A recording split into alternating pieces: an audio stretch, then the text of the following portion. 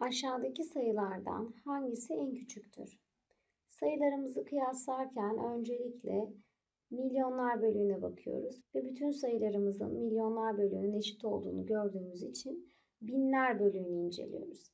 Binler bölüğü en küçük olan sayımız 6 olduğu için en küçük sayımız 600 milyon 6666.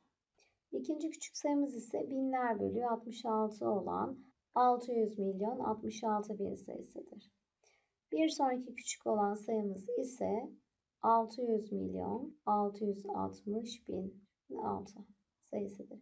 En son olan sayımız ise 600 milyon 666 bindir.